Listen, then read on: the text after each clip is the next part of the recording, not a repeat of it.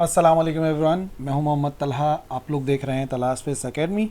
बच्चों, आज की ये जो वीडियो है ये हमारे सेकेंड ईयर फिज़िक्स के यूनिट 27 यानी कि न्यूक्लियर फिज़िक्स के न्यूमेरिकल के सोल्यूशन के हवाले से एक एक करके सॉल्व करते हैं। Starting with numerical number 1। In 9.0 days, ठीक है, 9 दिन में the number of radioactive nuclei decreases to 1/8 the number present initially. 9 दिन में कोई भी रेडियो एक्टिव न्यूक्लियाई था वो डिक्रीज हो गए 1/8, ठीक है ना, 1/8 हो गए किसके, जितने के इनिशियली मौजूद थे। So what is the half life, days में बताना है कि उस मटेरियल की हाफ लाइफ कितनी होगी। तो कोई भी रेडियो एक्टिव एलिमेंट था, ठीक है, 9 दिन लगे, 9 दिन में वो 1/8 हो गया, ठीक है, यानी कि जितना था उसका डिवाइड बाय 8 हो गया। तो बताइए कि हाफ लाइफ कितनी होगी। ठीक है, अब इस क्वेश्चन को सॉल्व करने के दो तरीके हैं, मैं आपको दोनों बताता हूँ, जो आपको इजी लगे उसको आप जो है वो यूज़ कर लेना। पहली बात यह है कि डेटा फॉर्म कर लेते हैं। कितना टाइम ड्यूरेशन है मुकम्मल, कितनी देर लगी है, जो टाइम गिवन है, तो हम कहते हैं जो टोटल टाइम लगा है टी से जाहिर करेंगे, वो बराबर है 9.0 डेज़ के बराबर। ठीक है, 9 दिन लगे। और कितना हो गया वो, जो नंबर ऑफ न्यूक्लियाई थे, ठीक है, जिसे n से जाहिर करते हैं, नंबर ऑफ न्यूक्लियाई को n से जाहिर करते हैं, वो एक्चुअल नंबर ऑफ न्यूक्लियाई जो कि n0 से जाहिर होते हैं उसका 1/8 हो गए, यानी कि 8 गुना कम हो गए। तो कैलकुलेट क्या करना है, हमें कैलकुलेट करना है कि उस चीज़ की, उस रेडियोएक्टिव मटेरियल की हाफ लाइफ कितनी होगी जिसे हम टी हाफ से जाहिर करते हैं। देखो, न्यूमेरिकल हाफ लाइफ से रिलेटेड है, जो लॉ ऑफ रेडियोएक्टिव डीके है उससे रिलेटेड है। सो पूरा कॉन्सेप्ट यहाँ पर इस्तेमाल होगा। 9 दिन लगे, तो जो नंबर ऑफ न्यूक्लियाई थे वो actual number of nuclei, n0 का मतलब होता है इनिशियल नंबर ऑफ न्यूक्लियाई, के 1/8 हो गए। तो बताइए कि हाफ लाइफ कितनी होगी। हाफ लाइफ हमें कैलकुलेट करनी है। ठीक है, अब मैंने आपको बताया कि जो न्यूमेरिकल है, बेसिकली जब भी आप नंबर ऑफ न्यूक्लियाई को देख रहे हैं तो आपको law of radioactive decay को इस्तेमाल करना चाहिए। So according to law of radioactive decay, law of radioactive decay के मुताबिक जो नंबर ऑफ न्यूक्लियाई होते हैं एट अ पर्टिकुलर इंस्टेंट, वो बराबर होता है इनिशियल नंबर ऑफ न्यूक्लियाई और एक्सपोनेंट मालूम करते हैं माइनस लेमडा टी का। लेमडा डी के कांस्टेंट होता है और टी जो है वो टाइम ड्यूरेशन होता है। n0 जो है वो इनिशियल नंबर ऑफ न्यूक्लियाई है और n जो है वो उस टाइम पर है जो टाइम हमें मालूम करना है at particular instant. So n की जगह पर लिखेंगे 1/8 n0, क्योंकि ये कह रहे हैं कि 1/8 हो गए थे इनिशियल के। सो n बराबर हो जाएगा 1/8 n0 के बराबर, is equal to n0 already लिखा हुआ है और यहाँ पर e to the power minus lambda t आएगा। ठीक है जी, अभी यहाँ पे देखो कैंसिल क्या हो गया, n0 से n0 हो गया cancel. So 1/8 is equal to e to the power minus lambda T आ गया। ठीक है, अभी क्या करना पड़ेगा, हमें e को ख़त्म करना है, ये एंटी लॉग है। सो एंटी लॉग को ख़त्म करने के लिए हमें दोनों तरफ ln अप्लाई करना पड़ता है। तो हम क्या करेंगे, हम करेंगे applying ln, natural logarithm apply करना पड़ेगा ऑन बोथ साइड्स। ठीक है, कैलकुलेटर में आपको नज़र आ जाएगा ln नेचुरल लोगैरिथम होता है, यानी कि जब भी लॉग लिया जाता है और उसकी बेस e के बराबर होती है ना, e, सो वो ln कहलाता है। कैलकुलेटर में आपको मिल जाएगा। सो यहाँ पर हमें ln मालूम करना है 1/8 का, और यहाँ पर अगर मैं लिखता हूँ ln के साथ e, तो ln और ये e जो है ना बेसिकली एंटी लॉग होता है, एक दूसरे को कैंसिल कर देते हैं। वो अभी आप देख लीजिएगा, जब ये दोनों एक दूसरे को कैंसिल कर देंगे तो यहाँ पर सिर्फ माइनस का लेमडा टी बचेगा। जैसे स्क्वायर रूट ख़त्म करने के लिए स्क्वायरिंग करते हैं ना, या क्यूब रूट को ख़त्म करने के लिए क्यूब लेते हैं, बिल्कुल इसी तरीके से e यानी कि एंटी लॉग को ख़त्म करने के लिए दोनों तरफ ln लेना पड़ता है। अच्छा, 1/8 का ln कैलकुलेटर से आप मालूम कर लो, ये बराबर आ जाएगा 2.07। ठीक है, इसका मतलब ये हो गया कि बेसिकली, और माइनस का आएगा, सॉरी, माइनस का 2.07 है, यहाँ पे माइनस का लेमडा है। सो माइनस से माइनस कैंसिल। अगर आपको लेमडा कैलकुलेट करना है तो लेमडा बराबर आ जाएगा 2.07 डिवाइडेड बाय टी। अब आप चाहो तो टी की वैल्यू पुट कर दो, टी गिवन था 9.0 के बराबर। So lambda is equal to 2.07 divided by 9.0। ठीक है, दोनों को डिवाइड कर दो, 2.07 डिवाइडेड बाय 9.0, ये आ जाएगा 0.23। ठीक है, और लेमडा जो कि डी के कांस्टेंट होता है, इसका यूनिट होता है सेकेंड इनवर्स। ठीक है, तो लेमडा आ गया 0.23 सेकेंड इन्वर्स के बराबर। बट बात ये है कि हमें लेमडा तो मालूम करना ही नहीं था, हमें तो हाफ लाइफ मालूम करनी थी।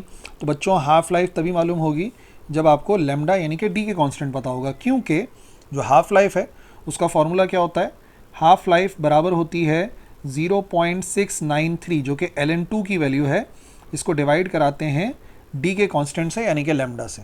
सो लेमडा हम लोगों ने अभी कैलकुलेट कर लिया है और जो हाफ लाइफ का फॉर्मूला है जस्ट उसको अप्लाई करना है, हाफ लाइफ 0.693, ठीक है, ये हाफ लाइफ का फॉर्मूला है, डिवाइडेड बाय लेमडा की वैल्यू, लेमडा है 0.23। सो दोनों को डिवाइड कराएंगे, हाफ लाइफ कैलकुलेट हो जाएगी और ये आंसर आ जाएगा हमारे पास 3 डेज़। यानी कि ये जो भी रेडियो एक्टिव एलिमेंट है इसकी हाफ लाइफ एक्चुअली बराबर थी 3 डेज़ के। ठीक है, ओके, समझ में आ गई बात। अब ये तो मैंने बोला ना कि मैं आपको 2 तरीक़ों से बताऊंगा, इसका एक और ऑल्टरनेटिव मेथड भी है, मैं आपको उससे भी ना एक्सप्लेन कर देता हूँ, जो आपको ईजी लगे उसको आपने समझ जाना है, क्योंकि दोनों मेथड्स हैं, दोनों सही हैं। तो इसका ऑल्टरनेटिव मेथड भी मैं आपको बता रहा हूँ। अब सबसे पहली बात यह है कि अगर कोई भी नंबर ऑफ़ न्यूक्लियाई होते हैं, let initial number of nuclei कितने हैं, इनिशियल नंबर ऑफ़ न्यूक्लियाई हमने सपोज कर लिए कितने हैं, इनिशियल नंबर ऑफ़ न्यूक्लियाई वो बराबर हैं n0 के। ठीक है, अब आपको पता है जब पहली हाफ लाइफ गुजरती है तो n0 कितना रह जाता है, फर्स्ट हाफ लाइफ गुजरेगी तो n0 हो जाएगा n0 डिवाइड बाई 2 के बराबर। ठीक है, फिर जब दूसरी हाफ लाइफ गुजरेगी तो ये दोबारा से हाफ हो जाएगा, डिवाइड बाई 2 हो जाता है। हाफ लाइफ का मतलब यही होता है ना कि नंबर ऑफ़ न्यूक्लियाई आधे हो जाते हैं। तो अगर शुरुआत हो रही थी n0 से तो एक हाफ लाइफ गुजरती है तो n0 डिवाइड बाई 2 हो जाता है। जब 2 हाफ लाइफ गुजरती हैं तो n0 डिवाइड बाई 4 हो जाएगा, इसी को डिवाइड बाई 2 करोगे तो 2 2 ज़ार 4 हो जाएगा। फिर इसी को डिवाइड बाय अगेन 2 करोगे क्योंकि हाफ लाइफ हो जाएगी, तो तीसरी हाफ लाइफ गुजरने के बाद ये हो जाएगा n0 डिवाइड बाय 8। ठीक है, अभी क्वेश्चन के अंदर जो गिवन था वो यही था ना, क्वेश्चन के अंदर जो गिवन था n एक्चुअली वो किसके बराबर था, n बराबर था n0 डिवाइड बाय 8 के। सिंस n बराबर था एक्चुअली n0 डिवाइड बाय 8 के, तो कितनी हाफ लाइफ गुजरी हैं, 1 2 3। देयरफॉर जो नंबर ऑफ हाफ लाइफ्स हैं, number of half lives n से जाहिर करते हैं, वो कितनी गुजरी हैं, 3 गुजरी हैं। तो आपको समझ में आ जाएगी बात। अगर 1/16 होता तो एक मरतबा और डिवाइड बाय 2 करा देते, तो आप नंबर ऑफ हाफ लाइफ्स को कैलकुलेट कर लेंगे। एक मरतबा अगर आपको पता लग गया कि 1/8 होने में कितनी हाफ लाइफ्स लगी हैं, तो फिर हम फार्मूला इस्तेमाल कर लेंगे। फार्मूले के मुताबिक जो हाफ लाइफ है बेसिकली वो बराबर होती है टोटल कितना टाइम गुजरा उसको आप डिवाइड करा दें नंबर ऑफ़ हाफ लाइफ से, तो आपको पता लग जाएगा क्या हाफ लाइफ है, टोटल कितना टाइम लगा और कितनी हाफ लाइफ्स गुजरी हैं। सो टोटल टाइम लगा था 9.0 डेज़। ठीक है, और कितनी हाफ लाइफ्स गुजरी हैं, 3 हाफ लाइफ्स गुजरी हैं। सो 3 1 ज़ार 3, 3 3 ज़ार 9। तो इसका मतलब जो हाफ लाइफ है, क्योंकि हमने 9.0 डेज़ में पुट किया था, तो इसका मतलब हमारा आंसर भी डेज़ में आएगा, तो आंसर हो जाएगा 3 डेज़। ठीक है, दोनों बिल्कुल करेक्ट मेथड है, दोनों को आप इस्तेमाल कर सकते हैं। एक में हमने फार्मूले को यूज़ किया और एक में बेसिकली हमने लॉजिकली सॉल्व कर लिया कि हाफ लाइफ बराबर होता है टोटल कितना वक्त गुजरा और उसमें उसने कितनी हाफ लाइफ गुजारी, दोनों को डिवाइड करके पता लग जाएगा। ठीक है, समझ आ गई ना बात। चलिए आगे बताते हैं, न्यूमेरिकल नंबर 2। ठीक है, यहाँ पर है द फॉस्फोरस आइसोटोप, ये जो लिखा हुआ है ये फॉस्फोरस का एक आइसोटोप है जिसकी हाफ लाइफ गिवन है 14.28 डेज के बराबर। ठीक है, so what is its decay constant in units of second inverse. Half life given है और डी के कॉन्स्टेंट पता करना है, और शर्त यह है कि डी के कॉन्स्टेंट आप मालूम करेंगे सेकेंड इनवर्स में, तो यानी कि जो टाइम होगा उसको हमें सेकेंड्स में कन्वर्ट करना पड़ेगा, और तो कुछ भी बात नहीं है। तो सबसे पहले क्या चीज़ है, हमें फॉस्फोरस की हाफ लाइफ दी गई है, हाफ लाइफ को हम जाहिर करते हैं टी हाफ से, ये है 14.28 डेज़। अब आप सबसे पहले इसको सेकंड्स में कन्वर्ट करें, सेकंड में कन्वर्ट कर लेंगे तो इजी हो जाएगा, या दूसरा मेथड ये कि आप आखिर में सॉल्व करके उसको सेकंड में कन्वर्ट कर लो। दोनों मेथड्स हैं, आप अप्लाई कर सकते हो, मैं आखिर में सॉल्व करवा दूंगा। फिलहाल हमें क्या मालूम करना है, हमें मालूम करना है डी के कांस्टेंट, डी के कांस्टेंट यानी कि लैम्डा हमें कैलकुलेट करना है, लास्ट में कन्वर्जन कर लेंगे पूरा सॉल्व करने के बाद। अब फॉर्मूला बड़ा सिंपल सा है डी के कांस्टेंट और हाफ लाइफ का। हाफ लाइफ का बेसिकली फॉर्मूला न्यूमेरिकल नंबर 1 में भी मैंने यूज़ करवाया। Half life of radio active element actually बराबर होती है ln2 जिसकी वैल्यू होती है 0.693 डिवाइडेड बाय डी के कांस्टेंट। वेवलेंथ नहीं समझ लेना, डी के कांस्टेंट है ये।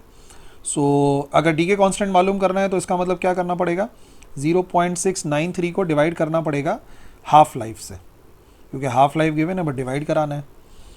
फिलहाल हम डेज में पुट कर रहे हैं तो जो आंसर आएगा वो डेज इन्वर्स में आएगा, 0.693 डिवाइड बाय 14.28।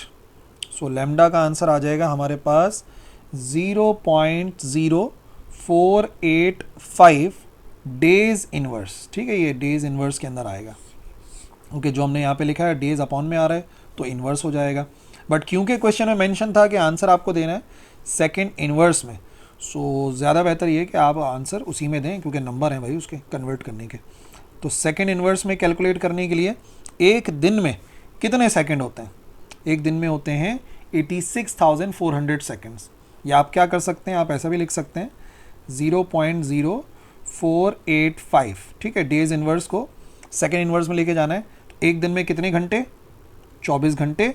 हर घंटे में कितने मिनट, 60 मिनट। हर मिनट में कितने सेकंड, 60 सेकंड। ठीक है, इसको अगर सॉल्व कर लोगे पहले तो 0.0485 और डिवाइड बाय वही जो मैंने बोला ना, एक दिन में कितने सेकंड्स होते हैं, 86,400 सेकंड्स होते हैं। ठीक है जी, तो अब हमारे पास आंसर आ जाएगा सेकंड इन्वर्स में, क्योंकि सेकंड नीचे लिखा हुआ है। डिवाइड करके आंसर बनेगा 5.61 10 raise to the power -7 second inverse. ठीक है, क्योंकि नीचे लिखा हुआ था सेकेंड, तो ऊपर जाके यूनिट बन जाएगा सेकेंड इनवर्स। सो एक फॉस्फोरस जिसकी हाफ लाइफ 14.28 डेज है, उसका जो डी के कांस्टेंट है यानी कि लैम्डा, वो इतना होगा सेकेंड इनवर्स में। ठीक है जी, दो हो गए न्यूमेरिकल रेडियो एक्टिविटी से रिलेटेड। अच्छा जी, न्यूमेरिकल नंबर 3 बाइंडिंग एनर्जी से रिलेटेड है, और देख लो क्वेश्चन के अंदर क्लियरली मेंशन है binding energy mega electron volt में कैलकुलेट करनी है लिथियम के एटम की, जिसका एटॉमिक मास गिवन है 7.016003 और यूनिफाइड मास। अब अगर आपने ये थ्योरी वाला टॉपिक समझा हुआ है तो याद रखो बाइंडिंग एनर्जी तब तक कैलकुलेट नहीं हो सकती जब तक कि कुछ कांस्टेंट्स गिवन ना हो। फिलहाल तो बुक में नहीं गिवन है, वैसे आपको गिवन होते हैं पेपर के अंदर। आपको पता होना चाहिए मास ऑफ प्रोटॉन यूनिफाइड मास में 1.0078 यूनिफाइड मास। ठीक है जी, और आपको पता होना चाहिए मास ऑफ न्यूट्रॉन 1.0086 यूनिफाइड मास। और एक और कांस्टेंट गिवन होता है कि एक यूनिफाइड मास अगर एनर्जी में कन्वर्ट होता है तो एनर्जी बनती है 931.5 मेगा इलेक्ट्रॉन वोल्ट। ये गिवन होता है कि एक यूनिफाइड मास कितनी एनर्जी के बराबर होता है। ये कांस्टेंट्स हैं और ये गिवन होते हैं। बाकी जो मेंशन है ना न्यूमेरिकल के अंदर वो मैं इधर लिख लेता हूँ। हमें लिथियम की बात कर रहे हैं, लिथियम का एटॉमिक नंबर कितना है, नज़र आ गया नहीं आया? एटॉमिक नंबर Z से जाहिर करते हैं, ये रहा एटॉमिक नंबर, वो 3 के बराबर है, यानी कि नंबर ऑफ प्रोटॉन 3 होते हैं। ठीक है, और इसी तरीके से एटॉमिक मास कितना है, ये तो क्वेश्चन के अंदर है ना, एटॉमिक मास A जो कि बराबर है 7 के, तो नंबर ऑफ न्यूट्रॉन्स निकाल लेंगे बेसिकली। अच्छा, जो गिवन है ये एटॉमिक मास नंबर है, और एक्चुअली जो एटॉमिक मास गिवन था, एटॉमिक मास ऑफ लिथियम बात हो रही है, तो उसकी वैल्यू कितनी है, इसकी वैल्यू है एटॉमिक मास, ऐसे लिख देता हूँ, देखो मास ऑफ लिथियम कर देता हूँ। ठीक है, मास ऑफ लिथियम एक्चुअली कितना है, एटॉमिक मास ऑफ लिथियम 1.016003, और ये आ गया यूनिफाइड मास के अंदर। कैलकुलेट क्या करना है हमें, कैलकुलेट करनी है हमें बाइंडिंग एनर्जी। बाइंडिंग एनर्जी को ई बी से भी जाहिर कर सकते हैं, या आप चाहें तो आप सीधा सीधा उसको बी ई लिख दें। बाइंडिंग एनर्जी हमें कैलकुलेट करनी है। अब याद रखो बच्चों, बाइंडिंग एनर्जी तब तक आप मालूम नहीं कर सकते, थ्योरी वाले लेक्चर में भी हमने पढ़ा था, जब तक आपको मास डिफेक्ट ना पता हो। बाइंडिंग एनर्जी बराबर होती है, अगर मास डिफेक्ट को मल्टीप्लाई कर देते हैं किससे, मल्टीप्लाई करते हैं सी स्क्वायर से, और अगर यूनिफाइड मास के अंदर है तो सीधा सीधा हमें मल्टीप्लाई करना होता है 931.5 मेगा इलेक्ट्रॉन वोल्ट की वैल्यू से। ये हमारे पास इक्वेशन है, यानी पहले हमें मास डिफेक्ट निकालना पड़ेगा, फिर मास डिफेक्ट यूनिफाइड मास में आएगा, और हमें पता है एक यूनिफाइड मास इतनी एनर्जी बनाता है, तो हम सीधा सीधा इसको इस वैल्यू से मल्टीप्लाई करते हैं। बाइंडिंग एनर्जी कैलकुलेट करने का यही तरीक़ाकार है। तो पहले आप निकालेंगे मास डिफेक्ट। मास डिफेक्ट मालूम करने का फॉर्मूला सबसे पहले हमें टोटल मास ऑफ न्यूक्लियॉन्स लेना पड़ेगा। टोटल मास ऑफ न्यूक्लियॉन्स कैसे मिलता है? प्रोटॉन की तादाद multiply by mass of proton. इससे आपको मिल जाएगा कि टोटल मास ऑफ प्रोटॉन कितना है, प्लस फिर आप क्या करेंगे, ए माइनस जेड करेंगे। ए माइनस जेड का मतलब होता है न्यूट्रॉन की तादाद आ जाएगी और आप उसको मल्टीप्लाई कर देंगे एक न्यूट्रॉन के मास से। सो बेसिकली ये जो आपके पास पूरा लिखा हुआ आया है ना, ये कहलाता है मास ऑफ न्यूक्लियॉन्स, यानी कि न्यूक्लियॉन्स का एक्चुअल मास कितना बनता है एटम बनने से पहले, और इसमें से माइनस कर देते हैं जो एटॉमिक मास होता है। एटॉमिक मास को मैंने जाहिर किया है MLI से, क्योंकि लिथियम की बात हो रही थी तो हमने MLI लिख दिया। ये कैलकुलेट करना है, फिर माइनस करना है इस वैल्यू से, तो मास डिफेक्ट आएगा। अब आप देखिए Z कितना है, कितना है Z, ये लिखा हुआ Z है 3 के बराबर। सो 3 को मल्टीप्लाई करना है 1.0078, ये है एक प्रोटॉन का मास। इसको सिंप्लीफाई करोगे plus A minus Z, A में से Z माइनस कर दो, तो A माइनस जेड अगर कैलकुलेट करो डेटा के अंदर तो 7 माइनस 3 करना पड़ेगा। 7 माइनस 3 बराबर होता है 4 के, तो यहाँ पे लिखना पड़ेगा 4 और मास ऑफ न्यूट्रॉन। इससे आपको टोटल मास ऑफ न्यूट्रॉन मिल जाएगा कि टोटल न्यूट्रॉन कितने यूनिफाइड मास के हैं, U के। ठीक है, जब इनको सिंप्लीफाई कर लोगे तो माइनस कर देना मास ऑफ लिथियम जो गिवन है, यह है 7.016003। ठीक है, अब इसको सिंप्लीफाई कर लेते हैं 1.0078 और मल्टीप्लाई बाय 3, ये हो जाएगा 3.0234। ठीक है, ये आ गया mass of proton, plus 4 into 1.0086, ये आएगा 4.0344। ठीक है, और सिंप्लीफाई करने के बाद इसमें से माइनस कर देंगे 7.016003। ओके, दोनों को प्लस करो, 3.0234 और ये ऐड होकर आ गया। पहले इसको ऐड कर लेंगे तो ये बन जाएगा 7.0578। ठीक है, और माइनस में क्या लिखा हुआ है, माइनस में लिखा हुआ है 7.016003। ये मास डिफेक्ट आ रहा है, अभी बाइंडिंग एनर्जी नहीं आ रही। मास डिफेक्ट जब उसमें आएगा यूनिफाइड मास में। सो ये हमारे पास वैल्यू बन गई 0.041797 यूनिफाइड मास। ठीक है, ये हमारे पास आ गया मास डिफेक्ट जो कि U के अंदर आ रहा है।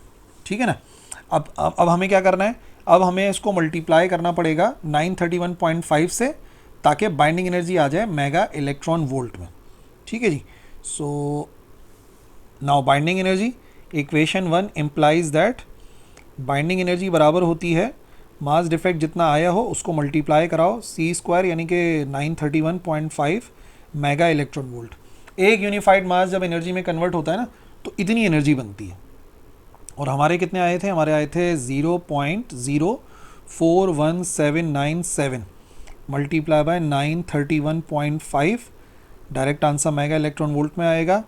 ये हो जाएगा 38.9 mega electron volt. So lithium की जो बाइंडिंग एनर्जी है बेसिकली वो है 38.9 मेगा इलेक्ट्रॉन वोल्ट के बराबर। ठीक है, यही है।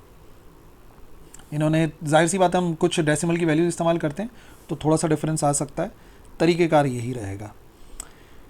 अच्छा जी, numerical number 4, the binding energy of nucleus. इस वाले न्यूमेरिकल में बाइंडिंग एनर्जी गिवन ही है। ठीक है, so what is the mass defect of the nucleus in atomic mass unit, जिसे हम यूनिफाइड मास कहते हैं ना, एटॉमिक मास यूनिट में मास डिफेक्ट पता करना है और बाइंडिंग एनर्जी गिवन है, यानी ये उसके लिहाज से ज़्यादा आसान न्यूमेरिकल हुआ ना। सो पहले डेटा के अंदर बाइंडिंग एनर्जी लिख लेते हैं।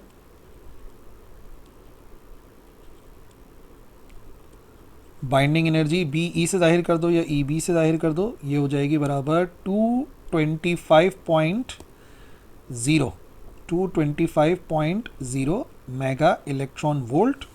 सो कैलकुलेट क्या करना है, we have to calculate the mass defect. Mass defect को हमने डेल्टा M से जाहिर करना होता है। ठीक है जी, बाकी 931.5 तो वो आपको मालूम ही है और वो गिवन भी होता है आमतौर पे। अब फॉर्मूले के मुताबिक जो मास डिफेक्ट और बाइंडिंग एनर्जी का रिलेशन है, बाइंडिंग एनर्जी बेसिकली बराबर होती है मास डिफेक्ट जो यूनिफाइड मास में आता है, एटॉमिक मास यूनिट में आता है, उसको मल्टीप्लाई करते हैं 0.5 से, तो आंसर मेगा इलेक्ट्रॉन वोल्ट में होता है। ठीक है, तो वो यूनिफाइड मास में आ जाएगा, ये भी मेगा इलेक्ट्रॉन वोल्ट में, ये भी मेगा इलेक्ट्रॉन वोल्ट में, सो यूनिफाइड मास में आंसर आएगा। बाइंडिंग एनर्जी कितनी, 225.0 और delta M into 931.5 mega electron volt. और फाइनली आप क्या करें, इसको डिवाइड में भेज दें। सो डेल्टा एम बराबर आएगा 225.0 डिवाइडेड बाय दिस वैल्यू, ये है 931.5। सो मास डिफेक्ट आ जाएगा सीधा सीधा 0.2416 यूनिफाइड मास, क्योंकि ये जो कैलकुलेशन हम करते हैं 931.5 की, यही बताता है ना कि एक यूनिफाइड मास अगर एनर्जी में कन्वर्ट होता है तो कितनी एनर्जी बनती है। सो यूनिट होगा एटॉमिक मास यूनिट, जिसे हम यू से जाहिर करते हैं। ठीक है जी, नेक्स्ट क्वेश्चन देखते हैं, क्वेश्चन नंबर 5। अ कॉपर पेनी, पेनी सिक्का जो है ना एक, जो कॉपर से बना हुआ है, उसका मास गिवन है कि कॉपर का जो पेनी है उसका मास 3 ग्राम के बराबर है, एम गिवन है। ठीक है, कैलकुलेट क्या करना है, डिटरमाइन द एनर्जी, और एनर्जी भी हमें कैलकुलेट करनी है मेगा इलेक्ट्रॉन वोल्ट में, that would be required to break all the copper nuclei into their constituent protons and neutrons. तो बताओ कितनी एनर्जी दरकार होगी, कितनी एनर्जी की ज़रूरत होगी कॉपर के न्यूक्लियस को ब्रेक करने के लिए। और जाहिर सी बात है, जब हम कॉपर के न्यूक्लियस को ब्रेक करेंगे तो वो प्रोटॉन्स और न्यूट्रॉन्स के अंदर ब्रेक हो जाएगा। तो सवाल ये है कि उसको ब्रेक होने के लिए कितनी एनर्जी की ज़रूरत है। अच्छा, इग्नोर क्या करना है, ignore the energy that binds the electrons. Electrons की तो बात ही नहीं हो रही है, जस्ट न्यूक्लियस की बात हो रही है। सो वो सब हमें इग्नोर करना है, और वो एनर्जी जो बाइंड करती है एक एटम को दूसरे से स्ट्रक्चर के अंदर, वो सब बिल्कुल हमें निगलेक्ट करना है। हमें सिर्फ एक न्यूक्लियस को डिस्कस करना है, और 3 ग्राम पेनी है। सिंप्लिसिटी के लिए अज्यूम कर लें कि सारे के सारे जो कॉपर न्यूक्लियाई हैं उनका एटॉमिक मास ये है, एटॉमिक नंबर वगैरह सब कुछ गिवन है। यानी काफ़ी हद तक ये जो न्यूमेरिकल है ये बाइंडिंग एनर्जी से रिलेटेड है, क्योंकि आपने देख लिया कि यहाँ पर मेगा इलेक्ट्रॉन वोल्ट में और ब्रेक करने की बात हो रही है। सो बाइंडिंग एनर्जी है। बाइंडिंग एनर्जी का ये मतलब बनता है ना कि अगर मैं एक न्यूक्लियस को ब्रेक करना चाहता हूँ तो कितनी एनर्जी की ज़रूरत है। ओके, तो कुछ नई बातें हैं, कुछ पुरानी बातें हैं, रिपीट होंगी। अच्छा न्यूमेरिकल है। सबसे पहले हमें मास गिवन है, mass of copper, Penney copper की बनी हुई है, तो हमें कॉपर का मास गिवन है m, और कॉपर का मास कितना है, कॉपर का मास है 3.0 ग्राम। ठीक है, ग्राम के अंदर है, याद रखना है इस बात को, सारी चीज़ें फिर हमें ग्राम्स के अंदर ही देखनी पड़ेंगी। अच्छा जी, उसके बाद क्या है, एनर्जी कैलकुलेट करनी है, और एक्चुअली वो कौन सी एनर्जी है, वो बाइंडिंग एनर्जी है, लेकिन उसको हम अलग से सिर्फ एनर्जी लिख देते हैं, क्योंकि थोड़ा सा एक्स्ट्रा काम भी हमें करना पड़ेगा एनर्जी के हवाले से। बाइंडिंग एनर्जी से ही आएगा बेसिकली आंसर। अच्छा, एटॉमिक नंबर कितना, एटॉमिक नंबर कितना है, Z से जाहिर होता है, ये लिखा हुआ एटॉमिक नंबर है 29। ठीक है, और एटॉमिक मास कितना है, एटॉमिक मास है हमारे पास 63 के बराबर। और याद रखो हमें ज़रूरत पड़ती है न्यूट्रॉन की तादाद की ना, जो कि A-Z करके आता है। सो A-Z भी करके रख लो, ईजी हो जाएगा।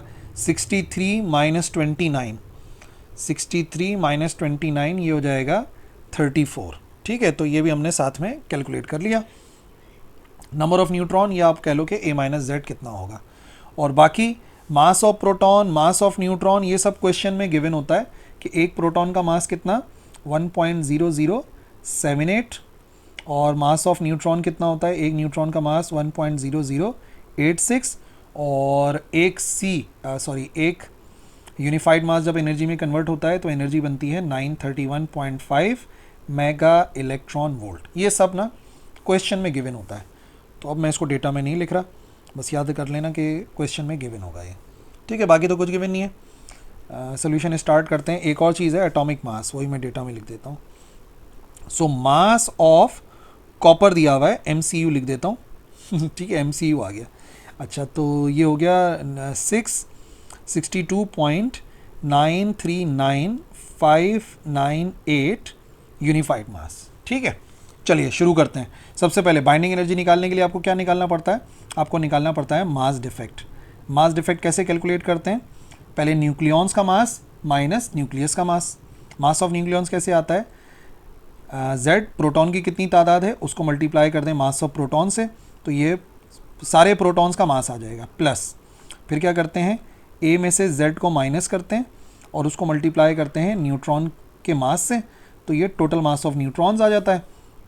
जब न्यूक्लियॉन्स का टोटल मास आ जाता है तो उसको माइनस कर देते हैं जो भी मास है, और यहाँ पे मास है कॉपर का MCU।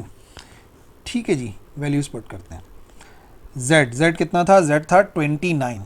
सो 29 इंटू 1.0078। ठीक है, इसको पहले सिंप्लीफाई करेंगे, प्लस A माइनस Z कितना निकाला था हमने? 34 के बराबर। तो 34 इंटू 1.0086 और फिर माइनस कॉपर का मास 62.939598 U के बराबर। अच्छा जी, 29 इंटू दिस, एक साथ भी कर सकते हो लेकिन चलो मैं स्टेप बाय स्टेप बताता हूँ। ये हो जाएगा 29.2262 प्लस 34 इंटू 1.0086 34.2924। फिर इसको ऐड कर लेंगे, ऐड करने के बाद जो भी आंसर आएगा उसमें से माइनस करेंगे 62.939598। सो यू में ही आंसर आएगा हमारा। अच्छा जी, दोनों को प्लस किया, ये आंसर आ गया हमारे पास 63.5186 माइनस 62.939598। ठीक है, चलो मास डिफेक्ट तो आ जाएगा। इस वैल्यू में से इस वैल्यू को माइनस करके ये आ गया हमारे पास 0.579 U के बराबर। ठीक है, बाइंडिंग एनर्जी चाहिए थी तो पहले मास डिफेक्ट निकालना पड़ा। अब आप बाइंडिंग एनर्जी पर आइए कि एक न्यूक्लियस को ब्रेक करने के लिए कितनी एनर्जी चाहिए। सो बाइंडिंग एनर्जी बराबर आती है मास डिफेक्ट जो यूनिफाइड में होता है मल्टीप्लाई करते हैं 931.5 से, तो आंसर आता है यूनिफाइड मास में, एटॉमिक मास यूनिट में 0.579 इंटू 931.5 और आंसर आएगा मेगा इलेक्ट्रॉन वोल्ट में। अच्छा जी, 0.579 इंटू दिस वैल्यू, ये हो गया 539.049 मेगा इलेक्ट्रॉन वोल्ट। ठीक है भाई, एक न्यूक्लियस को ब्रेक करने के लिए इतनी एनर्जी की ज़रूरत है, पर हमें एक न्यूक्लियस को थोड़ी ब्रेक करना था, हमें तो इस 3 ग्राम की पेनी को ब्रेक करना था। अब सवाल ये है कि इस 3 ग्राम की पेनी के अंदर कितने एटम्स होंगे, कितने न्यूक्लियस होंगे जिन्हें ब्रेक करना पड़ेगा, तो हमें नंबर ऑफ एटम्स कैलकुलेट करने पड़ेंगे। ये होगा हमारा तीसरा स्टेप। अब नंबर ऑफ एटम्स के लिए थोड़ी सी केमिस्ट्री इस्तेमाल करनी पड़ेगी आपको। सबसे पहले ये देख लो कि इस 3 ग्राम की पेनी के अंदर कितने मोल ऑफ कॉपर होंगे, तो पहले हमें नंबर ऑफ मोल्स निकालने पड़ेंगे। ठीक है, सो सबसे पहले नंबर ऑफ मोल्स की बात करते हैं। नंबर ऑफ मोल्स कैसे कैलकुलेट करते हैं? मास ओवर मॉलिक्यूलर मास, मास ओवर एटॉमिक मास, क्योंकि अभी तो एक कॉपर के एटम की बात हो रही है। सो मास कितना था? मास था 3 ग्राम और कॉपर का एटॉमिक मास 63 होता है, दिया हुआ है क्वेश्चन में, ये लिखा हुआ एटॉमिक मास 63 है, A 63 के बराबर है।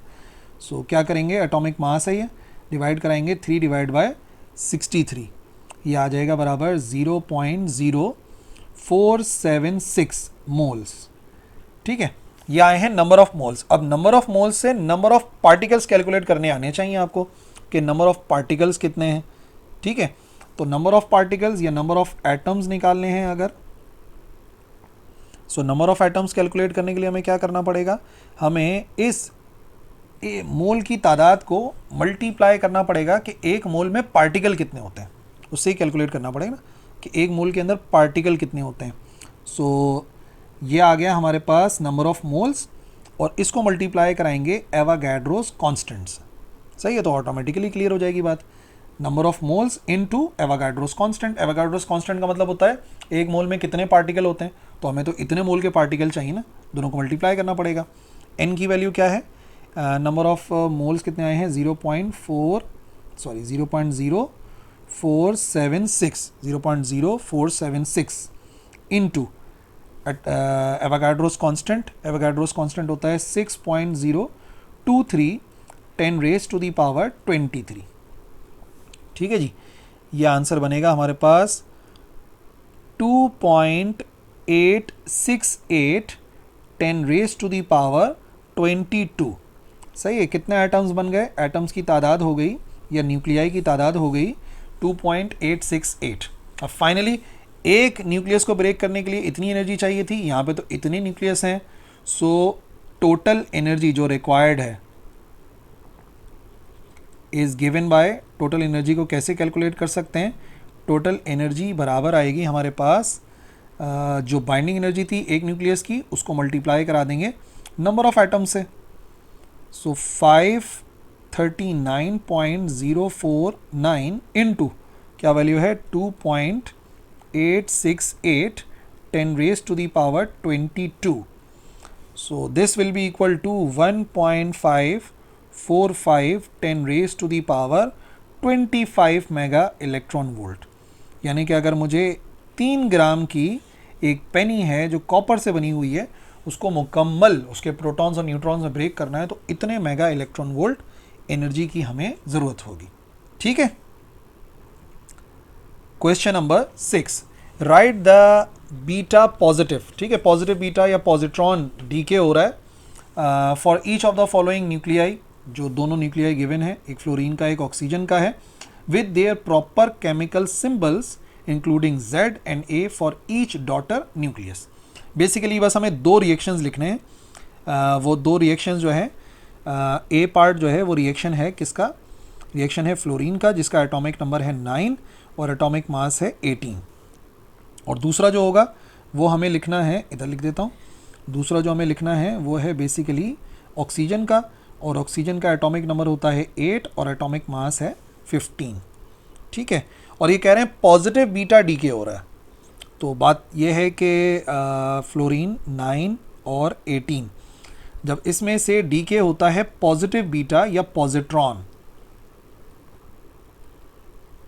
ठीक है, जब भी पॉजिट्रॉन इमिट होता है तो याद रखिए एटॉमिक नंबर में कोई चेंज नहीं आता, बट एटॉमिक नंबर में एक की कमी आती है, बट एटॉमिक मास सेम रहता है। ठीक है, तो पॉजिट्रॉन बीटा जो इमिट होता है इसको इससे भी जाहिर कर सकते हैं बीटा पॉजिटिव से, और ई पॉजिटिव से भी जाहिर कर सकते हैं जैसे इन्होंने जाहिर करा है, और उसके साथ साथ न्यूट्रिनोज भी रिलीज होते हैं, बट वो रिएक्शन में लिखना इतना इंपॉर्टेंट नहीं।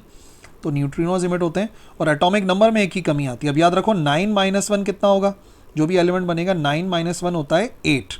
सही है, और 8 किस चीज़ का सिंबल होता है, किसका एटॉमिक नंबर है, ऑक्सीजन का, जिसका सिंबल O होता है, और एटॉमिक मास पे कोई फ़र्क नहीं पड़ता, तो वो 18 का 18 ही आ जाएगा।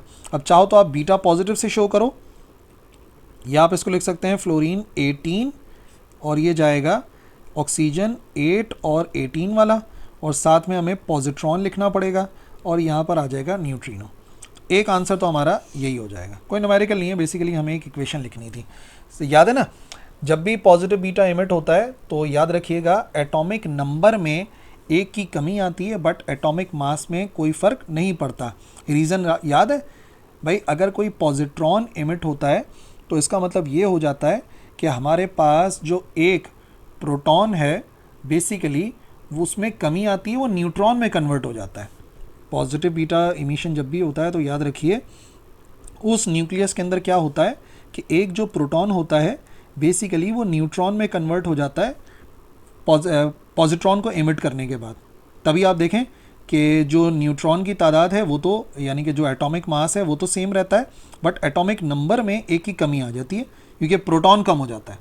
अब प्रोटॉन कम हो गया और वो न्यूट्रॉन में कन्वर्ट हो गया, तो प्रोटॉन कम हो गए बट एटॉमिक मास तो सेम ही रहेगा ना। बात समझ में आ गई कि नहीं आ गई? देखो आपके जहन में आना चाहिए कि जब प्रोटॉन कम हो गया तो एटॉमिक मास भी तो कम होना चाहिए ना, क्योंकि एटॉमिक मास में ही प्रोटॉन आता है, बट वही प्रोटॉन एक्चुअली न्यूट्रॉन में कन्वर्ट हो जाता है। सो प्रोटॉन में कमी, न्यूट्रॉन में इजाफा, एटॉमिक मास हो गया बैलेंस, ये बोलना चाह रहा हूँ मैं। और अगर बात समझ में नहीं आ रही अब भी तो जाके इसका जो लेक्चर है ना उसको देखो, जहाँ पर ये सारे इमिशन समझाएं उसके अंदर मैंने मुकम्मल तफसील से बात बताई है। अच्छा, यहाँ पर भी ऐसे ही कर लो, ऑक्सीजन है 8 और 15 और इसमें से इमिशन हो जाता है पॉजिट्रॉन का ई पॉजिटिव, और न्यूट्रिनो तो इमिट होते ही हैं साथ साथ, तो एटॉमिक नंबर में एक की कमी आती है, 8 की जगह ये हो जाएगा 7, और 7 क्या होता है नाइट्रोजन, और जब भी पॉजिट्रॉन इमिट होता है एटॉमिक मास पे कोई फ़र्क नहीं पड़ता तो 15 आ जाएगा। तो ये 2 इक्वेशन बनेंगी, ये पहली वाली इक्वेशन हो गई, ये दूसरी इक्वेशन हो गई। ठीक है जी, अब आइए आखिरी न्यूमेरिकल पे, यह है न्यूमेरिकल नंबर 7। एक डिवाइस है जो रेडिएशन थेरेपी में इस्तेमाल होती है, कैंसर की थेरेपी में, जिसमें 0.50 ग्राम होता है कोबाल्ट, सही है, और कोबाल्ट का एटॉमिक मास गिवन है और कोबाल्ट की हाफ लाइफ गिवन है। So determine the activity of the sample, कि वो जो सैंपल है रेडियो एक्टिव मटीरियल का, ये जो भी है 0.50 ग्राम का, इसकी एक्टिविटी कितनी होगी। और एक्टिविटी का यूनिट आपको पता है, या तो डीके पर सेकेंड होता है या बैकरल होता है। आंसर हमें इसी में ही देना है, ठीक है जी। डेटा बनाते हैं। अब क्वेश्चन पढ़ के अंदाज़ा हो जाना चाहिए, हाफ लाइफ इस्तेमाल हो रही है तो यकीनन उसको भी इस्तेमाल करना है, लॉ ऑफ रेडियोएक्टिव डीके को इस्तेमाल करना है, एक्टिविटी वाला जो टॉपिक था। सबसे पहली बात, मास गिवन है, मास ऑफ कोबाल्ट, कोबाल्ट का मास कितना है, एम से जाहिर कर देते हैं, 0.50 ग्राम, ठीक है। अच्छा जी, कोबाल्ट का atomic number, atomic mass, atomic number 27, atomic mass 60, ठीक है जी। और ये आ गया इसका एटॉमिक मास, तो मास ऑफ कोबाल्ट, ठीक है, कोबाल्ट का जो एटॉमिक मास है पूरा 59.9 है, 59.9 और आगे लिखा है 33819 यूनिफाइड मास। अच्छा जी, इसके अलावा हाफ लाइफ मेंशन्ड है, हाफ लाइफ टी हाफ यह है ईयर्स के अंदर 5.27 ईयर्स, ठीक है। अच्छा, हो सकता है कि इस न्यूमेरिकल के अंदर वैल्यू गिवन हो एयर की, और हो सकता है नहीं भी गिवन हो, तो अभी मैं क्वेश्चन के अंदर यहाँ पे लिख देता हूँ ना। हमें मालूम क्या करना है, हमें मालूम करनी है एक्टिविटी, और एक्टिविटी का सिंबल समझाया था आपको, ए के बराबर होता है। अच्छा जी, कभी कभार न्यूमेरिकल में गिवन होता है कि एक साल में कितने सेकंड होते हैं। याद रखिए, एक साल के अंदर पाए जाते हैं 3.15 10⁻⁷ सेकेंड्स। तो कभी ये वैल्यू गिवन होती है, नहीं तो आप कन्वर्ट कर लो, एयर से आपने सेकंड्स में जाना है, तो एक साल में 365.25 डेज, हर डेज में 24 आवर्स, और फिर हर आवर के अंदर 60 मिनट, फिर हर मिनट के अंदर 60 सेकंड, सबको मल्टीप्लाई करोगे ना, यही आंसर आएगा। चलिए शुरू करते हैं। एक्टिविटी मालूम करने का जो फॉर्मूला है ना, basic formula, activity of the sample is given by, दो चीज़ों का प्रोडक्ट होता है, डी के कॉन्स्टेंट को मल्टीप्लाई करते हैं नंबर ऑफ न्यूक्लियाई जो उस वक्त मौजूद हो, सही है, जब उस वक्त जितने नंबर ऑफ न्यूक्लियाई मौजूद हो उन दोनों को मल्टीप्लाई करा के एक्टिविटी कैलकुलेट कर सकते हैं। बट बच्चों, प्रॉब्लम क्या है, हमें नंबर ऑफ न्यूक्लियाई तो पता ही नहीं है ना कितने न्यूक्लियस हैं, बट हमें ये पता है कि कोबाल्ट कितने ग्राम है। सो ग्राम से मोल याद होगा, मोल से नंबर ऑफ एटम्स हम कैलकुलेट कर सकते हैं। और एक्चुअली देखा जाए तो हमें डी के कॉन्स्टेंट भी नहीं पता, इसका मतलब दोनों चीज़ों को अलग अलग मालूम करना पड़ेगा। डी के कॉन्स्टेंट का एक फॉर्मूला है, डी के कॉन्स्टेंट बराबर होता है 0.693 डिवाइड बाय हाफ लाइफ, है ना, क्योंकि हाफ लाइफ बराबर होती है 0.693 और लैम्डा के बराबर। तो इसका फॉर्मूला तो ये हो जाएगा, इक्वेशन 1 में पुट कर देंगे बाद में। एन कैसे कैलकुलेट करें, नंबर ऑफ एटम्स या number of nuclei, number of nuclei, number of atoms calculate करने के लिए याद रखिए हमें क्या करना पड़ेगा, हमें नंबर ऑफ एटम्स कितने होते हैं, अगर हमें मोल पता हो तो उनको मल्टीप्लाई करा देंगे एवोगाड्रोस कांस्टेंट से, number of moles multiply by Avogadro's constant, जो मैंने इससे पहले भी आपको समझाया था, ठीक है। और एवोगाड्रोस कांस्टेंट का भी यही फॉर्मूला होता है, number of atoms present per unit mole, तो उसी से इसको कैलकुलेट कर लेते हैं। अच्छा, मोल कैसे कैलकुलेट करते हैं, मोल कैलकुलेट करने का हमारे पास एक फॉर्मूला है, मास ओवर मॉलिक्यूलर मास, ठीक है, या एक मॉलिक्यूल का mass, mass of atom divide by atomic mass multiply by Na, Avogadro's constant. So number of atoms यहाँ से कैलकुलेट कर लेंगे, ठीक है, ये मोल का फॉर्मूला आ गया, मास ओवर मॉलिक्यूलर मास, और उसको मल्टीप्लाई कराएंगे एवोगाड्रोस कांस्टेंट से, तो नंबर ऑफ एटम्स कैलकुलेट हो जाते हैं। ये दोनों वैल्यूज़ जाएंगी इक्वेशन 1 में, पुट करने के बाद वैल्यूज़ पुट कर देंगे। Putting values in equation 1, putting values in equation 1, तो देखिए अब हमारा फॉर्मूला क्या बनेगा, एक्टिविटी बराबर आएगी 0.693 डिवाइड बाय हाफ लाइफ, और इसको मल्टीप्लाई करा देंगे किससे, मास over molecular mass multiply by Na, इससे कैलकुलेट हो जाएंगे टोटल नंबर ऑफ एटम्स जो उस वक्त मौजूद हैं।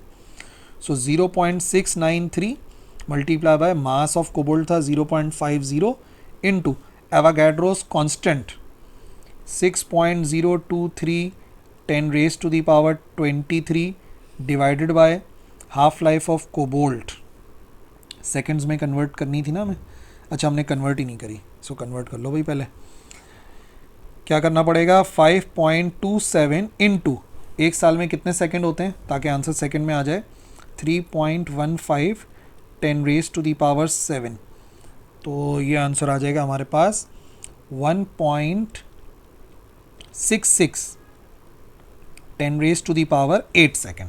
सेकेंड्स में सॉल्व करना ज़रूरी है ना, क्योंकि आंसर भी हमें डीकेस पर सेकंड में चाहिए, रेडियो एक्टिविटी का जो यूनिट होता है। तो इस वैल्यू को यहाँ पे लिख देते हैं। हाफ लाइफ हमने निकाली बराबर 1.66 10 रेज टू दी पावर 8, और कॉपर का मॉलिक्यूलर मास जो कि बेसिकली गिवन था 59.9, ये ला 59.933819, 59.933 819 क्या था, 819, ठीक है। तो इनको डिवाइड करा लो, यहाँ पे हमारे पास आ जाएगी वैल्यू।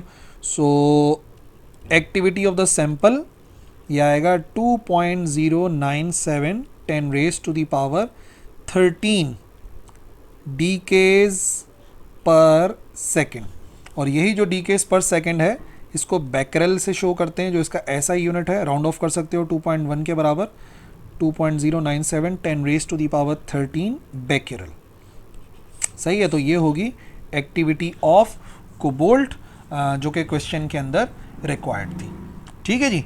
सो ये हो गया आज के हमारे न्यूमेरिकल यूनिट नंबर 27 के। आई होप आपको समझ में आ गए होंगे। कोई कन्फ्यूजन है तो लिखिएगा कमेंट सेक्शन में, इंशाल्लाह उसको भी दूर कर देंगे। And that's all for this video. अल्लाह हाफिज़।